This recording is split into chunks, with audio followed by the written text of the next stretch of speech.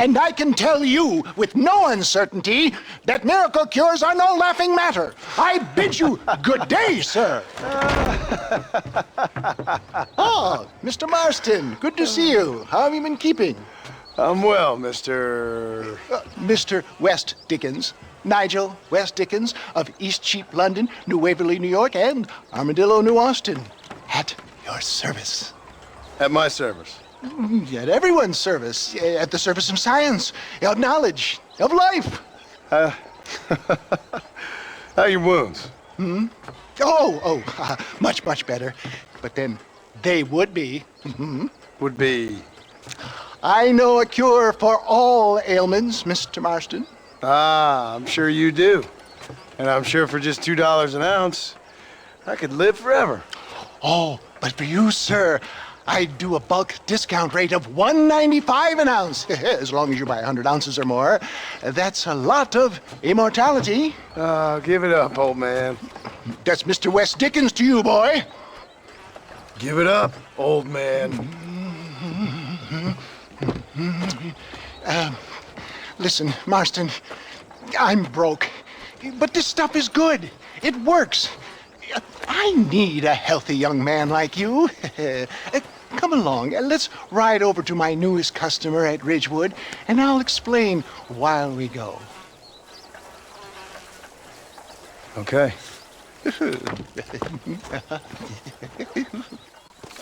Head for Ridgewood Farm, John, and hurry. There are people there in dire need of my tonic.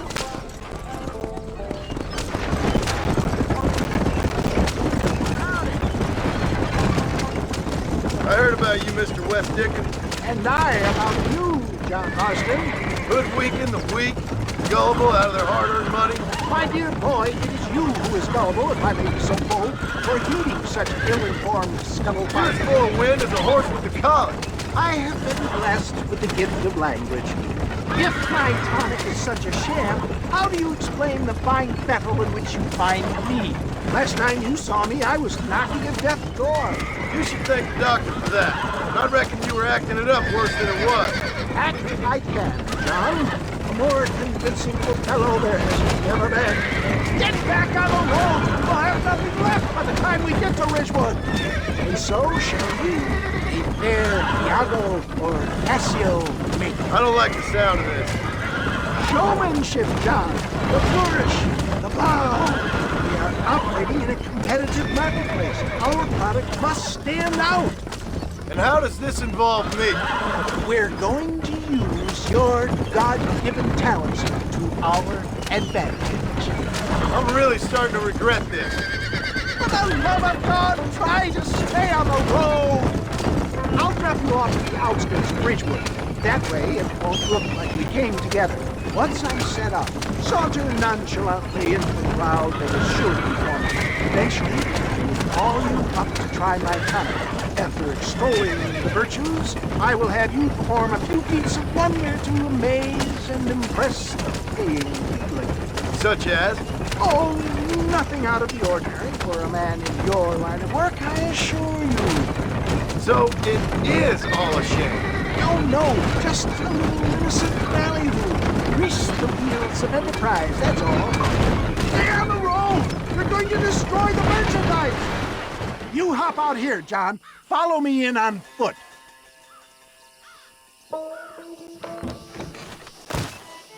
I'll see you there. Be ready to enchant the crowd.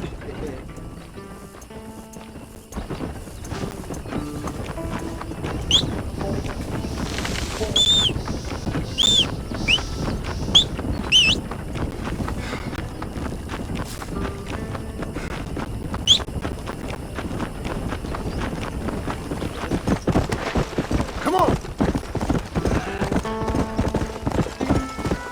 Ladies, gentlemen, this right here is the result of years of medical research. Good to see you all, my friends. Prepare to be amazed. Friends, hard-working souls of Cholla Springs, gather round, gather round. Do you suffer from rheumatism, lumbago, acute chronic sciatic, neurologic or inflammatory pain? Well, I represent the only company that makes the genuine article that cures headaches, neuralgia, earache, toothaches, backache, swelling, sprains, sore chests, swelling of the throats, contracted cords and muscles, anxieties and ravaged nerves, stiff joints, wrenches, dislocations, cuts and bruises, and it adds vitality and vigor to the healthy man. But can you prove it, old man? Oh, I'm sure there's some customer here who could prove the qualities of it by taking a drink right now. You, sir, come up here. Step right up. That's the spirit. Ladies and gentlemen, pay close attention. This poor, wretched volunteer, entirely unknown to me, will demonstrate the effects of Dr. West Dickens' own patent tonic.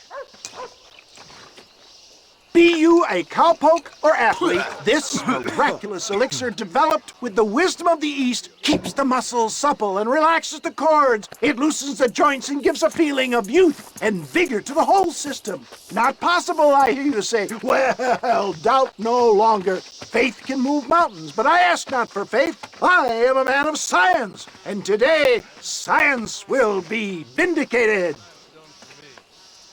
Your eyesight is greatly improved. Is that not so, friend? If you say so. That's right, it is. You heard him.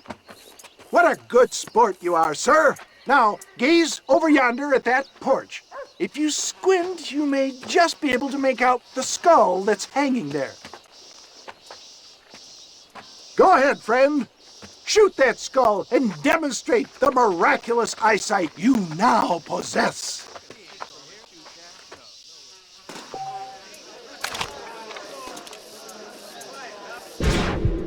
Remarkable! The eyesight of an eagle, granted by imbibing Dr. West Dickens' own patent tonic. Anybody can make that shot. This man is a fraud. If your eye's so damn sharp, why don't you try shooting my hat out of the air? My friends, our test case has been challenged to shoot a gentleman's hat out of the sky above our heads. You can fool these people, but you ain't fooling me. Right! Let's just see how sharp you is with a moving target. Steady yourself, stranger.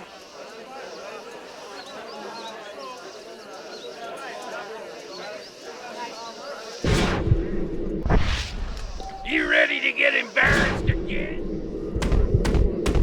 Have you ever seen such an eye? Behold the power of the elixir plucked out of the sky. Hey! Hey! What? You think you can put a hole in a man's hat and just walk away, do you? Hey, it don't work like that around here, mister. Come on! Are you a man or not? A challenge of battle has been offered to our volunteer. Let the battle commence! You want to fight, friend? You The shouldn't power have of an ox!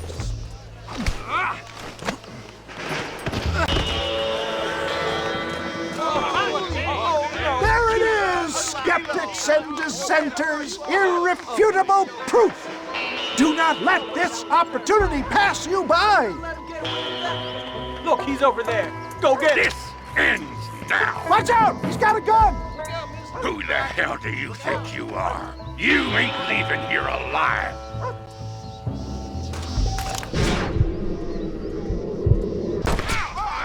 Marvelous shot, dear boy. The kind of deadly accuracy that can only be afforded by the West Dickens elixir. Come, I have plenty for all. You'll be fine. Get out of my way. Hey, where are you going? I want a bottle. Get me a bottle, please. One of them, right here. No harm in trying one bottle, I suppose. Well, I think that went kind of well, don't you? I'm just glad that my normal job involves either chasing after cattle or murderers.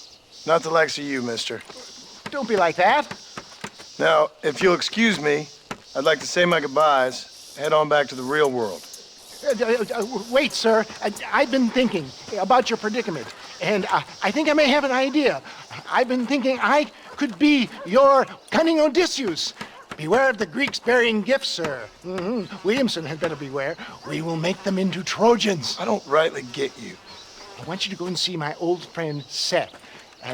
He can come across as a little curious, but I'm sure you two will get on. He's most often found at Coots Chapel. He's very devout. Why see him? Because between him and me, we can get those gates to open for you, and you can walk right in, just like in Homer's great Trojan yarn!